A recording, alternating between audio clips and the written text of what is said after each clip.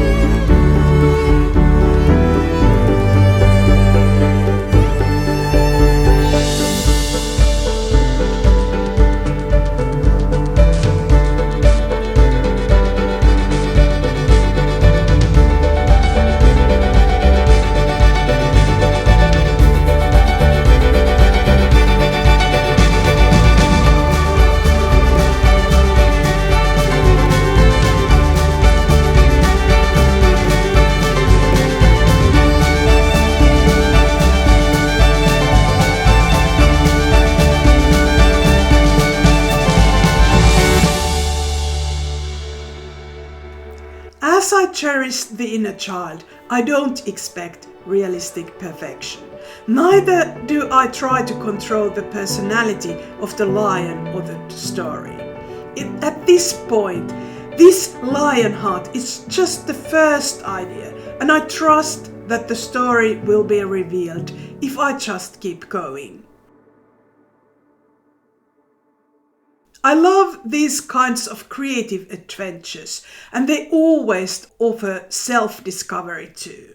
If creating is not exciting, I find it difficult to do it. I try to cherish the unexpected and see the potential of what first seems wrong and imperfect.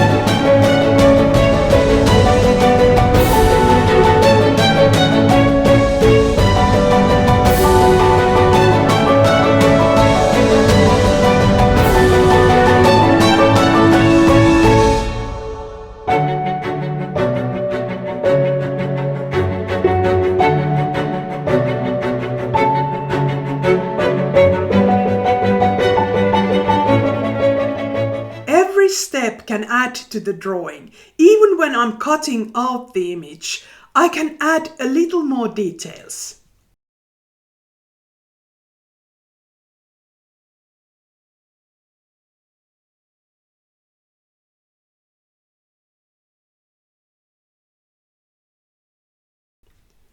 If you have an art journal, I bet you have pages that are backgrounds, waiting for more content, waiting for a story. These hand-drawn collage pieces are great for these pages.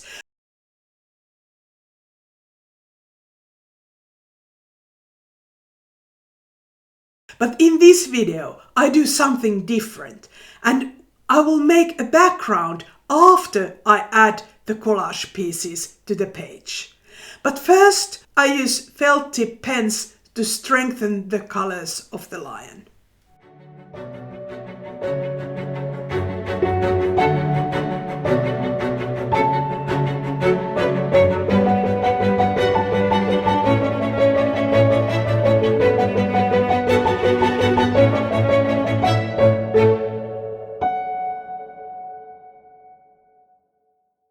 My technique here is a bit different than what you're used to in collage art. Usually you create a background and then you put the collage on, but here I used the method where I attach the collage pieces first and then put everything together. I think this is much more fun than the other way around. It doesn't matter if it's a bit difficult to color around the collage pieces. It's so much fun to connect all those elements that might not first, when you think about them, they might not have anything in common. But then when you start coloring and when you start drawing, your imagination gets faster and more creative, and you find out the things that you need to put to make everything work. And the result can be really whimsical. I've decided that my art journal, especially this quite small Dilutions creative journal, this is square 8 by 8 inches, and I've decided that this is my storybook more than artist sketchbook or something serious. But this journal is my playbook, my storybook, and I want this to be so that if I feel down, if I feel depressed, if I'm not okay, there's lots of going on at the moment in the world news and such. So I want this journal to be the kind of storybook or playbook that when I open it, when I browse it, it makes me happy, it makes me smile. It's a playful part of my artistry. This is why I still keep drawing, even if I am also painting oil paintings and such. This is such an important part of my artistry, to be able to play with all these. And then when I have played enough, then I'm ready to create more kind of serious art again.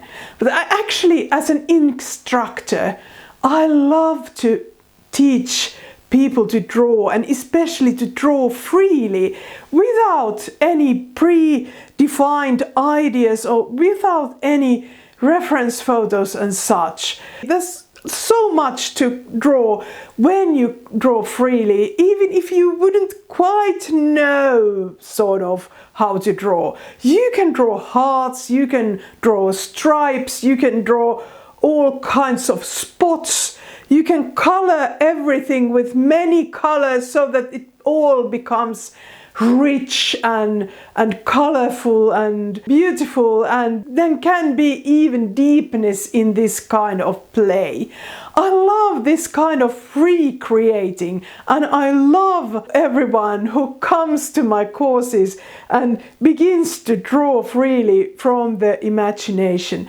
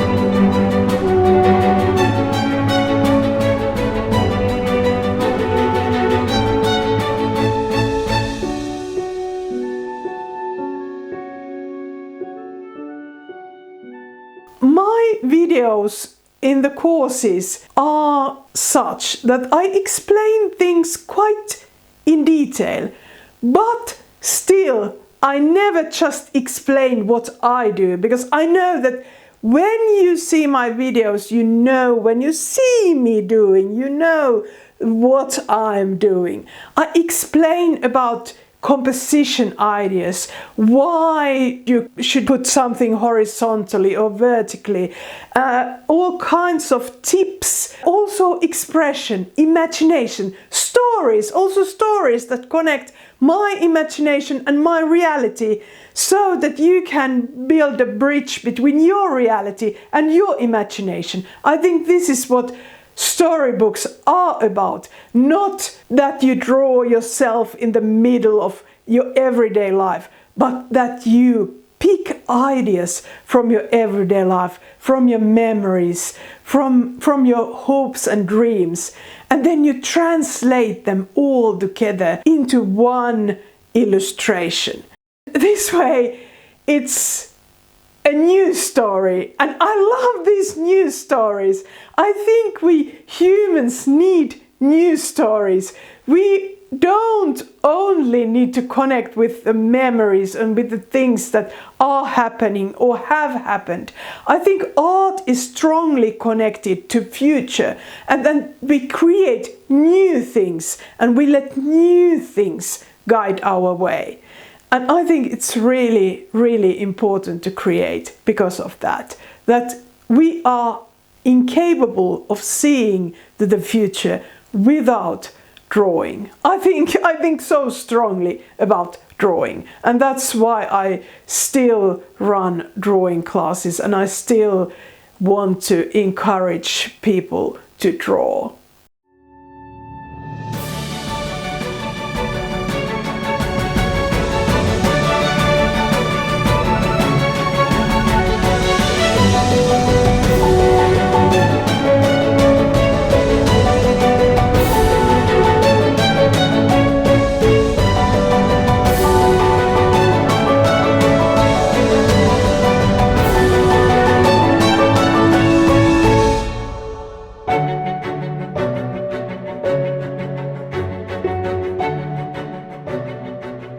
One of my students said to me that when she's watching my course videos, that she now realizes that she doesn't have to do exactly the same as I do. And she's perfectly right. You don't have to do exactly what I do.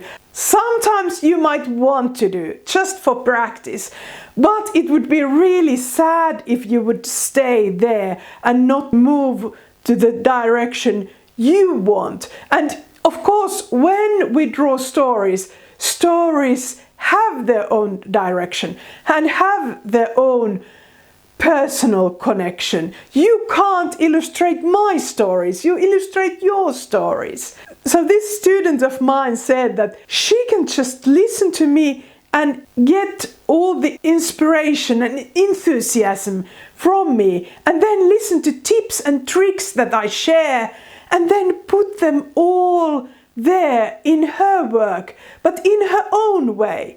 And that's exactly what I would like all my students to do. Maybe when you're a beginner, you want to take my things more literally and start where I start, but then I would like you to walk your own path and pick few tricks and tips, especially how to express mood, how to express atmosphere, how to express space. Because I think that that's what takes us to the other world, that we can kind of see the world in a three-dimensional space. And then when we create, it's not just we have this two-dimensional paper and we try to put there, we try to see something that's in our mind and put it flat there. No, not that way, but walk through this three-dimensional space where stories take place, so that your other eye is in this inner world and the other eye is on paper, so that you kind of have this bridge between your inner and outer world. And as I'm saying in this course, Hearts and Stories, that you can imagine a bridge, your ideas and things that you've seen, start walking this bridge, first as they are in reality, and then slowly transforming into other language, into other shapes, other compositions, other things. And they can become softer or brighter or more dramatic. And that's where the story begins. I think it begins when we walk on this bridge, when we put things to walk on this bridge. When they arrive at our inner world, they have transformed. Let's say you can only draw a few basic shapes and stripes and hearts and things like that. When you create more regularly, you can find a way to translate things so that you can draw them and it's enjoyable to draw. And slowly your drawing skills start to grow. You get connected to your inner world in a whole different level, and then creating becomes so joyful, and you don't have this big judgment, is this realistic enough or such. I hate that comparison because I think it prevents so many of us from drawing and enjoying drawing.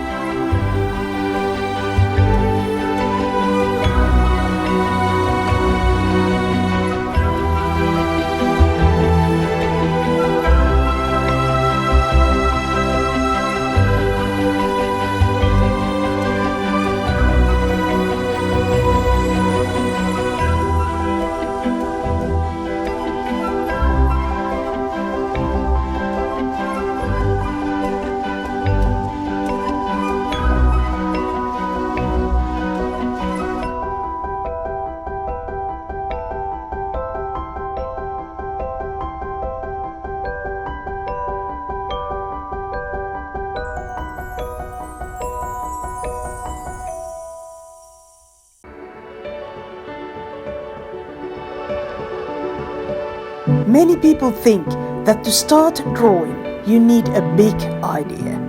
And they think that the big idea will then determine what kind of art you make in general. But I think it's the other way around.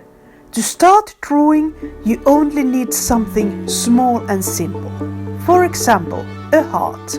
Drawing hearts does not define you. How you play with them is more important. The same applies to all shapes and other simple ideas. They are seeds, and your art is the plant that grows when you water it. When an author writes a novel, she has a story that then needs an illustration for the cover. But the birth of a story can also be different, more image-based. First, there can be just one small shape that then takes flight and meets other shapes. And from all that, words and thoughts slowly start to emerge. Drawing is the thinking that we need to connect with the non-verbal side of us. Then we don't control the story, but the words emerge quietly. With this course, Hearts and Stories, your sketchbook or art journal can become a creative storybook that you want to fill page after page. We'll start with a simple heart shape and build bigger pictures step by step. This course is versatile. If you don't like to draw faces, draw flowers or animals instead.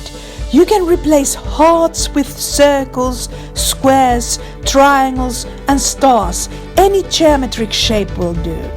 The projects have both techniques and expression. We don't copy reference photos but draw freely and focus on the atmosphere. The idea is to get you hooked on creating art.